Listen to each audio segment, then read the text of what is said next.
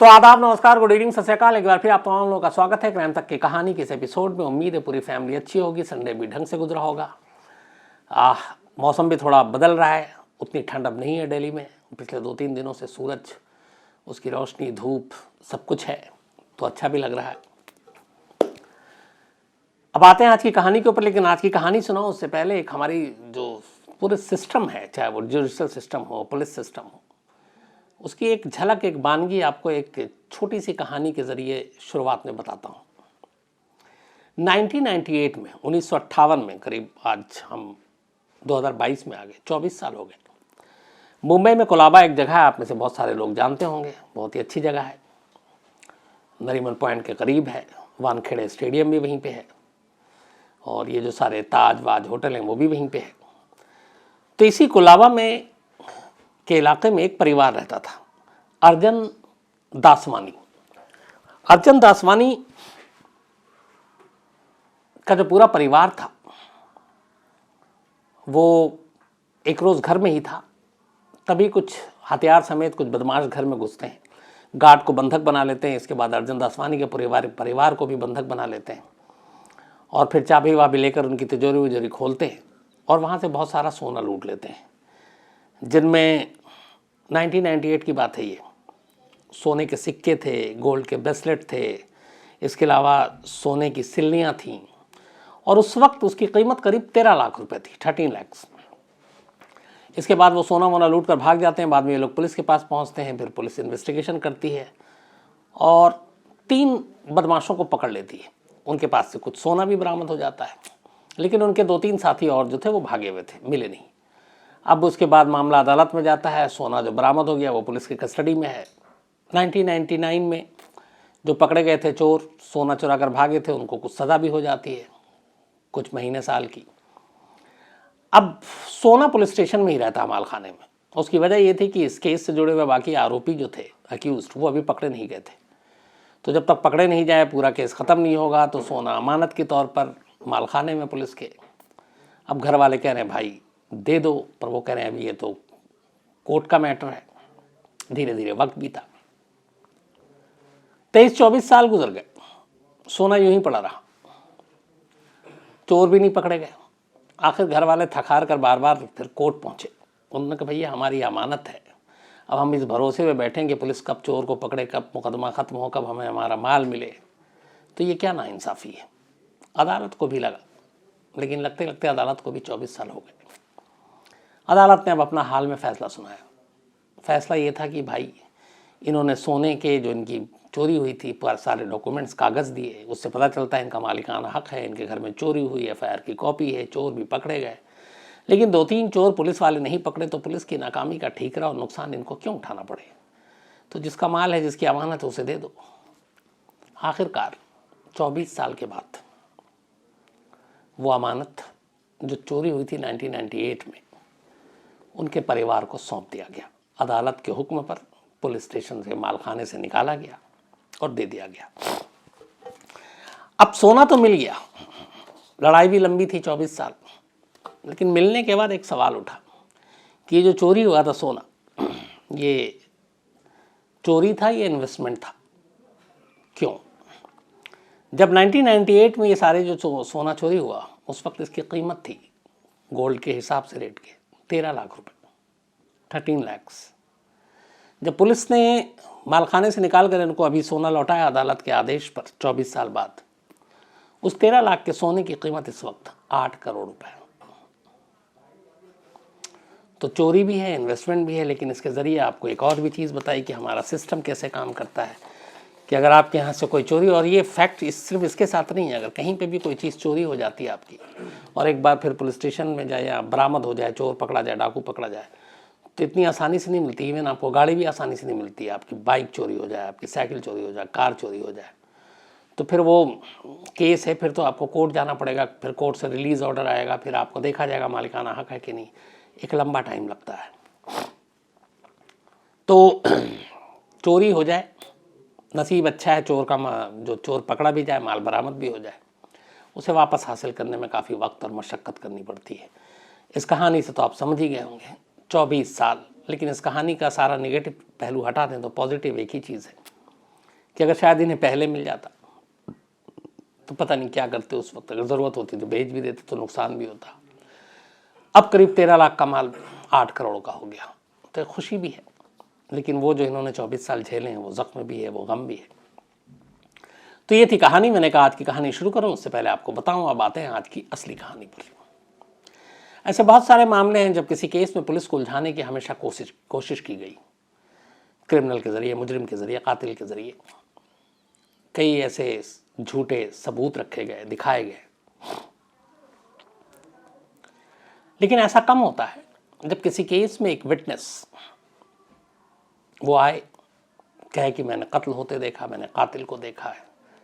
Police उससे sketch भी बनवा रही है, कातिल के बारे में पता भी कर रही है, और आखिर में कहानी जो है वो कुछ और निकले। ये कहानी भी इत्तेफाक से मुंबई की है और कहानी ज़्यादा पुरानी नहीं है, सिर्फ और सिर्फ 10-12 दिन पुरानी है। 20 जनवरी की अभी बात है। सुबह सुबह भिवंडी इलाके में एक रूपाला ब्रिज है, उस ब्रिज के किनारे में थोड़ी सी झाड़ियाँ वाड़ियाँ हैं। किसी राहगीर ने पुलिस को फ़ोन किया और कहा कि यहाँ पे एक सफ़ेद बोरी है वाइट कलर की, और उसमें से कुछ खून रिस रहा है। खबर मिलते ही पुलिस की टीम मौके पे पहुंचती है। उस रूपाला ब्रिज के पास भिवंडी में बोरी को खोला जाता है। बोरी के अंदर से एक शख्स की लाश मिलती है। जब बोरी हटाई गई और लाश बाहर निकाली गई तो देख के लगा था कि ये सीधा सीधी कत्ल है, क्योंकि उसके सर पे, गर्दन पे, सीने पे हर जगह चोट के और जख्म के गहरे गहरे निशान थे। तो मामला कत्ल का था। पुलिस ने अब उसकी तलाशी ली, लाश की। तो लाश की तलाशी के दौरान पुलिस को उसकी जेब से और कोई शिनाख्ती कार्ड और बाकी चीज़ें नहीं मिली। एक डॉक्टर का पर्चा मिला, प्रिस्क्रिप्शन मुड़ा तोड़ा, और एक हेडफोन मिला उसकी जेब में, लेकिन फ़ोन नहीं था।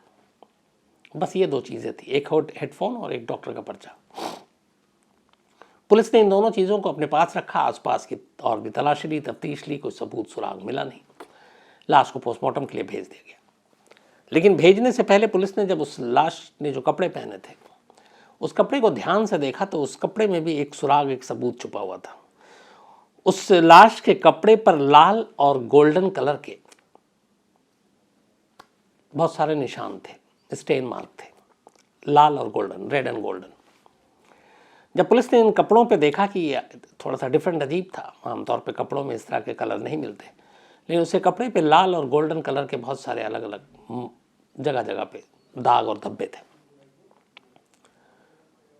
पुलिस के सीनियर अफसरों ने जब देखा तो उन्हें याद आया कि आमतौर पे कपड़ों पे इस तरह के रेड एंड गोल्डन जो मार्क होते हैं, स्टेन मार्क, वो उन लोगों के कपड़ों पे होते हैं जो किसी पर्ल, मोती और इस तरह के जेवर के उसमें काम करते हैं फैक्ट्री में। तो वहाँ इस तरह के कलर निकलते हैं और कपड़े पे आके चिपक जाते हैं। तो पुलिस को लगा कि ये किसी न किसी पर्ल वर्कशॉप में काम करता होगा, किसी मोती और उसके। तो अब 3 चीज़ें थी, एक कपड़ा जो इशारा कर रहा था कि वो क्या काम करता है, एक डॉक्टर की पर्ची और एक हेडफोन, लेकिन हेडफोन से कोई कुल मिल नहीं रहा था, मोबाइल था नहीं। पुलिस ने अपनी तफ्तीश जारी रखी। फिर सबसे पहले पता किया आसपास के इलाके में कोई ऐसा जो गायब हो, कोई नहीं मिला। इसी दौरान में पुलिस को पता चला कि एक लेडी है जो अचानक पुलिस स्टेशन में कई चक्करों काटी और उसने कहा कि उसका पति एक दिन से घर नहीं आया, बल्कि 48 घंटे हो रहे हैं। जब पता चला तो उस लेडी का एड्रेस पुलिस स्टेशन में नोट था। पुलिस ने बुलाया और बुलाकर उसको लाश दिखाई, पर लेडी ने लाश देखकर कहा कि नहीं, ये उसका पति नहीं है, वो जिसको कि मैं कह सकूं कि ये मेरा पति है और ये गायब है। पुलिस फिर नाकाम रही। इस दौरान में पुलिस ने जो डॉक्टर की पर्ची थी उस डॉक्टर को ढूंढने का एक पूरा जो एक कोशिश थी उनकी, वो शुरू किया। पर्ची में एड्रेस नहीं था, मुड़ा तोड़ा था, जैसा मैंने आपको बताया, एक नाम था और भिवंडी लिखा हुआ था। पुलिस ने आसपास के जितने केमिस्ट थे फिर वहाँ पे भेजा बहुत सारी टीम को कि जाके पता करो। आखिरकार एक केमिस्ट के ज़रिए उस डॉक्टर का पता मिला जिसकी पर्ची थी वो भिवंडी में था। डॉक्टर से पूछताछ की गई कि ये पर्ची आपने दी है। डॉक्टर ने कहा कि भैया मैं डेली कम से कम 100 पेशेंट को देखता हूँ, मेरे पास तमाम मरीज़ आते हैं, मैं हर एक का चेहरा तो याद नहीं रख सकता हूँ, और इस पर्ची में भी ऐसा कुछ नहीं है जिसकी वजह से मैं कोई ख़ास ऐसी चीज़ लिखी हो, कोई बीमारी हो जिसकी वजह से मरीज़ को याद रखूँ, तो मैं इस बारे में कोई मदद नहीं कर पाऊँगा। तो वो भी तीर खाली गया। केमिस्ट और उस डॉक्टर के ज़रिए भी कोई जानकारी नहीं मिली। लेडी एक आई थी, उसके ज़रिए भी जानकारी नहीं मिली। लेकिन फिर पुलिस के पास अचानक उसी लेडी का एक बेटा आया और उसने कहा कि मेरे पापा गायब हैं, पर मेरी मम्मा ने जो है लाश देखी है, लेकिन वो तो कह रही थी नहीं है, लेकिन शायद वो सदमे में है, डर भी रही थी, तो एक बार क्या मैं लाश देख सकता हूँ? पुलिस ने कहा बिल्कुल देखो। अब बेटे ने लाश देखी, वही जो बोरी में मिली थी। बेटे ने लाश को बहुत गौर से देखा, ध्यान से देखा, चेहरा वेरा सब बिगाड़ा हुआ था, लेकिन गर्दन के पास एक बर्थ मार्क था। पुलिस ने उससे कहा कि कोई ऐसी निशानी, कोई ऐसा मार्क जो तुम्हें अपने पिता के बारे में पता हो, याद हो। उसने कहा उनके गर्दन पे एक बर्थ मार्क था। पुलिस ने गर्दन के पास ध्यान से देखा, एक बर्थ मार्क मिला। इसके बाद पुलिस अब श्योर हो गई कि ये लाश किसकी है। उस लड़के ने बताया कि जो उसके फादर हैं उनका नाम है अरमान शेर अली शाह, और ये 2 दिन से गायब थे। अरमान अली शेर शाह एक पर्ल वर्कशॉप में काम करता, यूपी का रहने वाला था, पत्नी थी, एक बेटा था। तो अब लाश की शिनाख्त हो गई, पुलिस का पहला काम हो गया। अब कातिल को ढूंढना था, कत्ल कैसे हुआ। अब पुलिस ने तफ्तीश शुरू की तो पता चला कि अरमान जो अली है ये अपने काम के अलावा कभी भी कहीं बाहर अकेला और तन्हा नहीं जाता। पिछले कुछ वक्त से जहां भी जाता अपनी बीवी को अपने साथ लेकर जाता। अब पुलिस को ये बात बड़ी अजीब लगी कि एक पति, एक शौहर काम के सिलसिले में जाए ठीक है, या कभी घूमने जाए तो अपने घर वालों को लेकर जाता, लेकिन वो कहीं भी जाता था तो अपनी पत्नी को साथ लेकर जाता था। पुलिस ने पता किया कि ऐसा क्यों है। अब पुलिस ये पता ही कर रही थी, और इसी दौरान में उसने, अब चूंकि नाम पता चल गया, उसके मोबाइल को भी सर्विलांस में लगाया गया। पता किया गया कि ये कहाँ कहाँ किससे बात कर रहा था, लेकिन कोई ऐसे नंबर, कोई ऐसी जानकारी मिली नहीं। पुलिस अपनी इन्वेस्टिगेशन को आगे बढ़ा रही थी, कोई क्लू हाथ में नहीं मिल रहा था, कातिल का कोई सुराग नहीं मिल रहा था। तभी अचानक पुलिस के पास एक नौजवान आता है, करीब 25-27 साल की उम्र। उसने कहा कि उसका नाम सलमान है। पुलिस ने कहा बताओ। बोला मैं अरमान शेर अली शाह को अच्छे से जानता हूँ, और मुझे अभी पता चला, और इत्तेफाक से 19 जनवरी की रात को, बोला मैं भिवंडी में उसी जो ब्रिज था, रूपाला ब्रिज, वहाँ से गुजर रहा था, और मैंने वहाँ पे कत्ल होते देखा, पर अंधेरे की वजह से मुझे ये नहीं मालूम, इतनी रोशनी नहीं थी कि वो अरमान शेर अली शाह है, बट मैंने कातिल को देखा था। उसने बताया कि 2-3 कातिल थे। पुलिस को लगा कि चलो एक चश्मदीद मिल गया, एक विटनेस मिला। फिर उसने पूरी पुलिस को ले गया, और उसके बाद उसने बताया कि यहाँ पे उसने ये देखा, यहाँ पे उसने ये देखा, सारी चीज़ें वो बताता गया। फिर उसने कहा कि उसे थोड़ा बहुत कद काठी भी बताया उसने कातिल का। फिर उसने कहा, उसने चूँकि रोशनी तो ज़्यादा नहीं थी, लेकिन जो भी देख पाया उससे उसका चेहरा याद है। उसने कहा मैं देखूंगा तो पहचान लूँगा। पुलिस के लिए एक अच्छा मौका था। पुलिस ने कहा ठीक है। अब पुलिस ने उससे कहा कि तुम स्केच बनाओ। अब वो बताता गया और स्केच बनाता गया, लेकिन वो जो स्केच, जो भी चेहरा आता पुलिस की नज़र में, पुलिस के रिकॉर्ड पे डिटेल में कहीं वो चेहरा था नहीं जो घोषित अपराधी हो। तो पुलिस परेशान थी। इस दौरान में पुलिस की एक टीम लगी हुई थी सर्विलांस में मोबाइल के। अब एक नया विटनेस आ गया था, सलमान। इस विटनेस की कुछ बातों से उस आईओ को कुछ डाउट हुआ। बाद में उसे लगा कि ये मेरा टाइम वेस्ट कर रहा है। पर क्यों टाइम वेस्ट कर रहा है? पुलिस के केस में, मर्डर के केस में आमतौर पे लोग दूर भागते हैं पुलिस में जाने से, बयान देने से, विटनेस बनने से। यहाँ ये खुद वॉलंटरी आया है और कह रहा है कि मैं बयान दूंगा, और स्केच भी बनवा रहा, कह रहा कत्ल भी देखा है, कातिल को भी देखा है। तो उसे लगा, अब पुलिस उधर सर्विलांस पे लगी हुई थी अरमान शेर अली शाह के मोबाइल के। जब सर्विलांस पे लगी हुई थी तो उसी दौरान पुलिस को पता चला कि जिस रात 19 जनवरी को ये कत्ल हुआ, जिस रूपाला ब्रिज के पास भिवंडी में, उस जगह के मोबाइल टावर पे उस वक्त सलमान का मोबाइल भी एक्टिव था। अब यहां पे 2 चीजें हैं। सलमान कह रहा है कि उसने कत्ल होते हुए देखा, वो तो खुद ही बता रहा है, और वहां पे उसका एक्टिव होना तो कोई डाउट तो हो नहीं सकता है। लेकिन ये चीज पुलिस के लिए, चूंकि हर शक पे शक करो, तो लगा कि कुछ ना कुछ गड़बड़ है। फिर उन्होंने सलमान के बारे में पता करना शुरू किया। पता चला कि सलमान उस रूट से कभी गुजरता ही नहीं है। ये पहला मौका था जब वो उस भिवंडी में रूपाला ब्रिज के पास से गया और खुद आया और उसने कहा मैंने कत्ल देखा है। अब पुलिस को गवाह पे ही डाउट होने लगा। इसके बाद पुलिस ने सलमान को उठाया और अपने तरीके से पूछताछ अब शुरू कर दी। जब पुलिसिया अंदाज में पूछताछ की तो सलमान भी टूट गया और उसके टूटते ही एक गवाह फौरन कातिल बन गया। सलमान ने फिर पूरी कहानी सुनाई। कहानी ये थी, अरमान शेर अली एक पर्ल वर्कशॉप पे काम करता था। मुंबई के भिवंडी में अपनी बीवी और बेटे के साथ रहता था।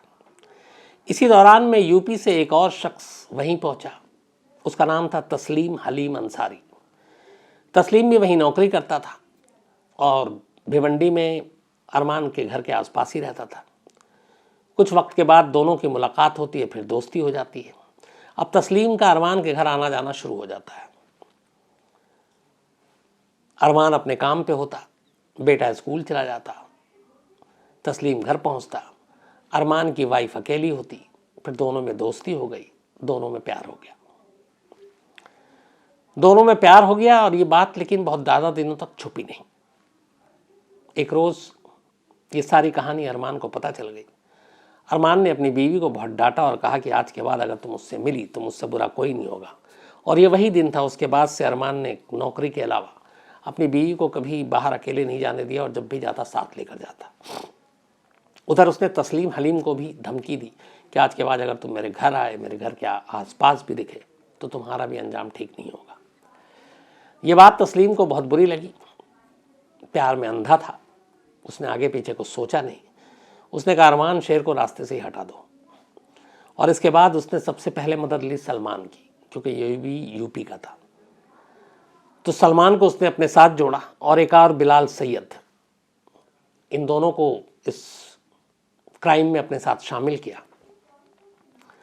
19 जनवरी को सलमान ने बुलाया अरमान को और कहा कि आओ, जो तुम्हारे और उसके बीच बीवी को लेके था वो अब सब कुछ ख़त्म कर देते हैं। वो वापस जा रहा है, आज के बाद तुम्हारी ज़िंदगी में तुम्हारी बीवी के पास तुम्हारे घर में कभी दखल नहीं देगा।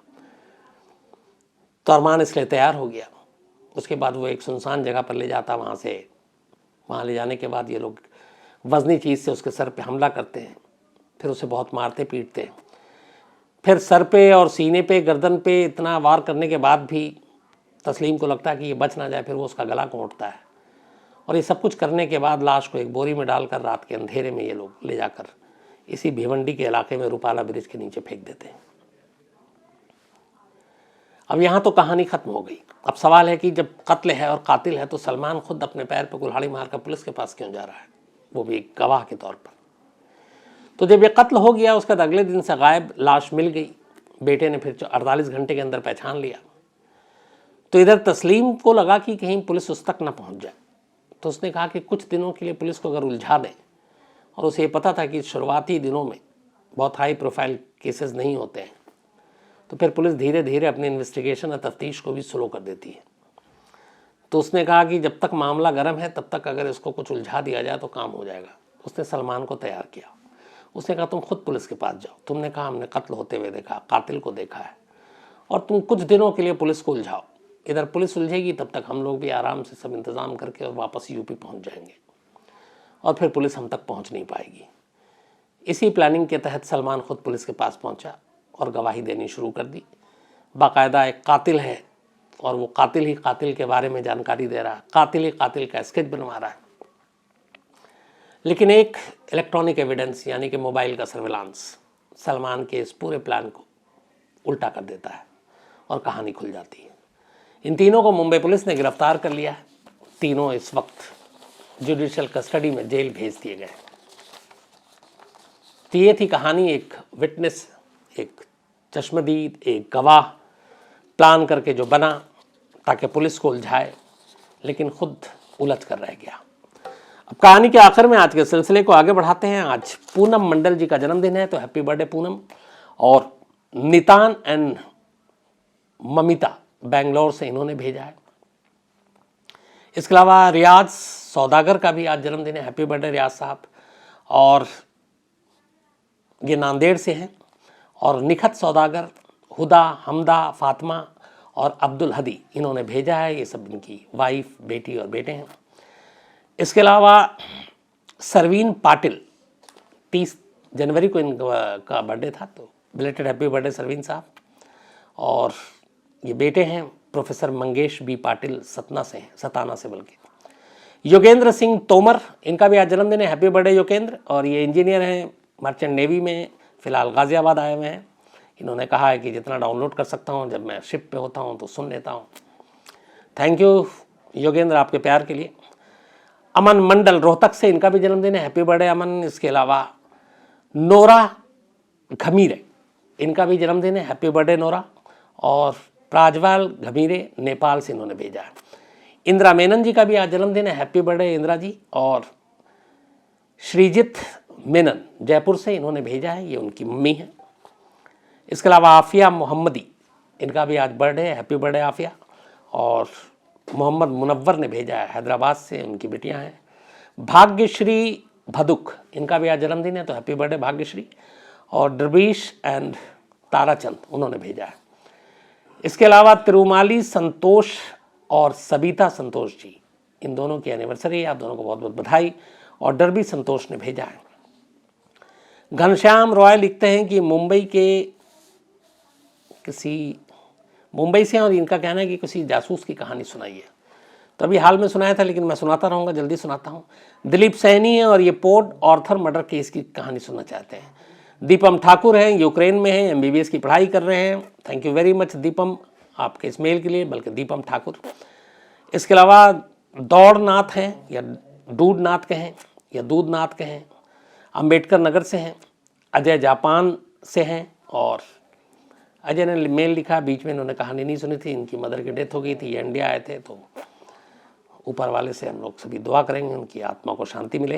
एंड थैंक यू अजय आपके इस मेल के लिए, आप हमेशा अच्छे रहें।